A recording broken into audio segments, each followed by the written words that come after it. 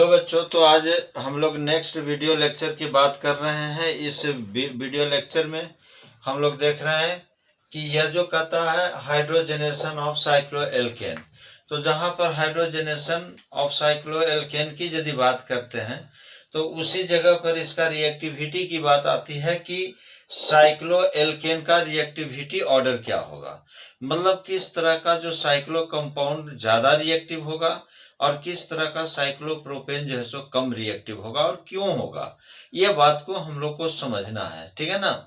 अब जरा देखिए, ये जो 4 कंपाउंड दिया हुआ है इसको जो है सो क्या हम लोग कहेंगे, इसको कहेंगे साइक्लोप्रोपेन। क्लियर है। यह जो है सो इसको क्या बोलेंगे, यह जो है सो साइक्लोब्यूटेन। क्लियर है। और नेक्स्ट जो है इसको लिखेंगे साइक्लोप्रोपेन। Next cyclohexane.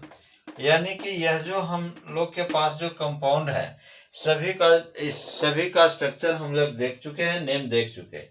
लेकिन अब यह कहता है कि इसमें सबसे ज्यादा रिएक्टिविटी नेचर कौन शो करेगा हाइड्रोजनेशन के केस में, और सबसे कम कौन शो करेगा और क्यों करेगा, सवाल ये उठता है। तो देखिए, अब यहाँ पर जो है हम लोग जो है सो इसका यदि ऑर्डर की बात करें कि यहाँ पर लिख सकते हैं ऑर्डर ऑफ रिएक्टिविटी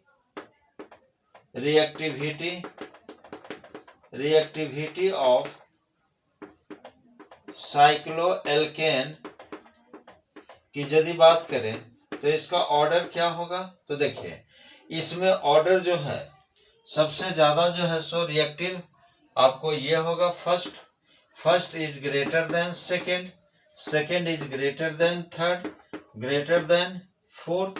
मतलब यहां से ये कह सकते हैं कि फर्स्ट का मतलब क्या है, साइक्लोप्रोपेन जो होगा वह ज्यादा रिएक्टिव होगा। क्यों होगा, तो इसके पीछे ड्यू टू एंगल स्ट्रेन। तो यहाँ पर ये लिख सकते हैं कि यह जो प्रोपेन जो है ऐसे लिख सकते हैं कि cyclopropane are more reactive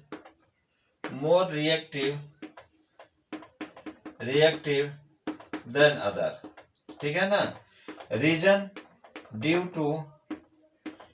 to angle strain. ठीक है। मतलब हम ये कर सकते हैं कि ये साइक्लोप्रोपेन का एंगल स्ट्रेन जो है वो ज्यादा होता है साइक्लोब्यूटेन से। साइक्लोब्यूटेन का एंगल स्ट्रेन ज्यादा होता है साइक्लोपेंटेन, सॉरी यहाँ प्रोपेन लिखा गया है पेंटेन, है ना, पेंटेन। और ये साइक्लोपेंटेन का एंगल स्ट्रेन साइक्लोहेक्सेन से ज्यादा होगा। इस पर मैं 1-2 वीडियो लेक्चर और मैं दूंगा इसका मतलब एंगल स्ट्रेन का कि किसमें कितना होता है, वो आगे मैं चर्चा करूंगा। तो देखिए यहाँ पर जो है सो हम लोग लिख सकते हैं क्या, यहां से लिख सकते हैं कि angle strain directly proportional to reactivity but inversely proportional to stability. इस कॉन्सेप्ट को ध्यान में रखेंगे और भी लिखेंगे कि जो एंगल स्ट्रेन जो होगा, angle strain inversely proportional to temperature.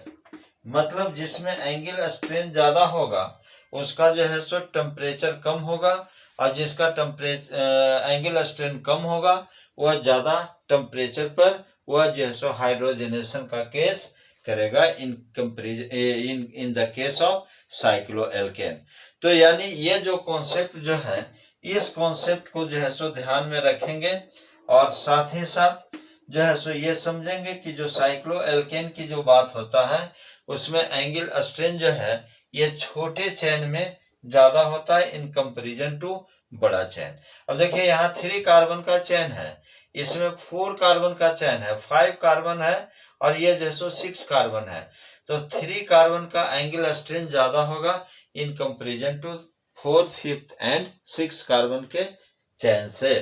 तो इस तरह से आपको कभी भी केस होगा और हाइड्रोजनेशन की जब बात करेगा साइक्लोअल्केन में, तो इस कॉन्सेप्ट को जो है सो याद रखेंगे और आपका प्रॉब्लम सोल्व होगा। इसके बाद फिर हम लोग मिलते हैं नेक्स्ट वीडियो लेक्चर में, क्योंकि सबसे इम्पोर्टेंट आपका क्या होगा, कॉन्सेप्ट होगा। और यह कॉन्सेप्ट जो है आपको किसी भी एग्जाम में सफलता और साथ ही साथ उसमें रैंक दिलाने का काम करेगा। इसीलिए सबसे ज्यादा फोकस नॉलेज विथ कॉन्सेप्ट।